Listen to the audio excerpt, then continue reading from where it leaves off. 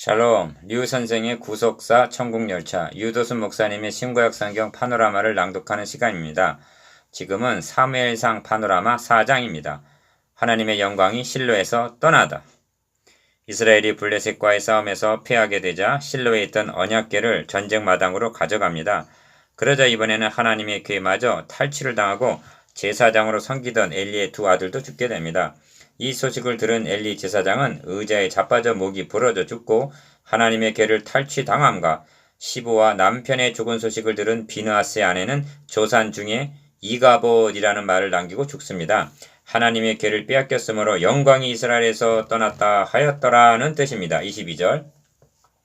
그것은 바로 본 것이나 정확한 것은 아닙니다. 하나님의 영광이 실로에서 떠났을 뿐 이스라엘에서 떠난 것은 아니기 때문입니다.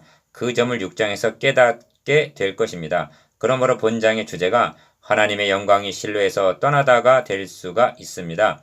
두 단원으로 나누어 상고하겠습니다. 첫째 단원 1절에서 11절 어찌하여 패하게 하셨는고. 둘째 단원 12절에서 22절 엘리 가정에 내린 심판. 첫째 단원 1절에서 11절 어찌하여 패하게 하셨는고.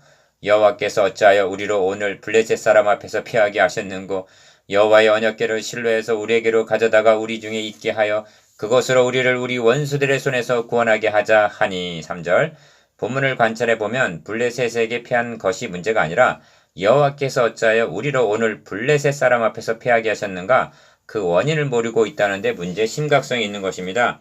눈이 어두운 것은 엘리만이 아니었습니다. 3장 2절, 4장 15절 장로들도 3절 마찬가지였습니다. 그들은 언약궤를 가져다가 앞세우면 이길 줄로 여겼습니다. 이 언약궤를 앞세우고 나아갔을 때 요단강을 갈라지게 하였으며 난공불락의 여리고성을 무너뜨린 언약궤가 아니었던가. 그들의 말을 들어보십시오. 그것으로 원수들의 손에서 구원하게 하자고 말합니다. 3절 하반절 그들은 하나님으로 승리하려 하지 않고 그것으로 승리하려는 미신적인 신앙을 갖고 있었습니다. 여호와의 언약궤를 거기서 가져왔고 엘리의 두 아들 홈니와 비나스는 하나님의 언약궤와 함께 거기 있었더라. 4절 그들은 언약궤와 함께 있었으나 하나님과 함께 있지는 않았습니다. 여기에 형식만 남은 종교인들의 전형을 보게 됩니다. 그들은 사시고 참되신 하나님과 인격적인 교제를 한 것이 아니라 언약궤라는 그것을 우상처럼 섬겼던 것입니다. 훗날 성전이 건립이 된 후에 성전이라는 건물을 신뢰하고 있음을 보게 됩니다. 여기 말씀의 사역자들에게 주시는 경고적인 메시지가 있습니다. 말씀을 맡은 자들은 성경을 끝까지 하고 부지런히 연구하여야만 합니다. 그러나 명심하십시다. 성경과 사귀어서는 아니 됩니다. 성경이 증거하고 있는 삼위일체 하나님과 사귐을 가져야만 하는 것입니다. 이에 실패하게 되면 성경 지식이라는 궤만 붙잡고 있는 격이 되고 말 것입니다. 블레셋 사람이 쳤더니 이스라엘이 패하여 각기 장막으로 도망하였고 하나님의 궤는 빼앗겼고 엘리의 두 아들 홈니와 비느하스는 죽임을 당하였더라. 10절 11절 그들은 말했을 것입니다. 어찌하여 언약궤가 아무런 능력도 나타내지 못하는고. 여기 주목해야 할 점이 있습니다. 그것은 언약궤라는 명칭입니다. 언약궤라는 호칭이 선민 이스라엘과만 결부해서 사용하고 있을 뿐 이를 탈취해간 블레셋 사람들과 결부해서는 결코 언약궤라고 부르고 있지 않음을 보기 때문입니다. 이방인들과 결부해서는 하나님의 궤라고 말씀하고 있습니다. 그들에게는 하나님의 궤는 될지언정 언약궤는 아니었습니다. 여기에 성경의 예민함과 구별됨이 있습니다. 언약이란 이방인들과는 상관이 없고 에베소서 2장 12절 하나님의 백성들과만 상관이 있는 것입니다. 그러므로 하나님의 백성들은 언약궤 자체를 신주단지 모시듯 취급할 것이 아니라 하나님의 언약에 성실해야 하는 것입니다.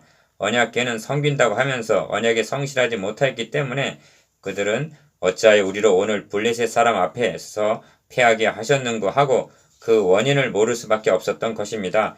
하나님에게 능력이 없었던 것이 아닙니다. 그들에게 신앙이 없었던 것입니다. 둘째 단원 12절에서 22절 엘리 가정에 내린 심판.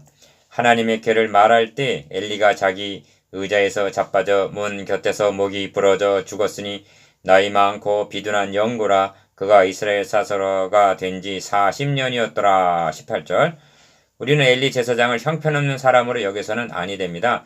그는 40년이나 사사 겸 제사장으로 봉직한 하나님의 사람이었습니다. 그는 자기 집에 떨어진 하나님의 심판하시는 말씀을 듣고 이는 여호와시니 선하신 소견대로 하실 것이니라 고 3장 18절 전적으로 복종함을 봅니다. 다만 자기 아들들이 저주를 자청하되 아비의 정으로 인하여 이를 척결하지 못한 우유부단함이 그의 치명적인 병폐였습니다.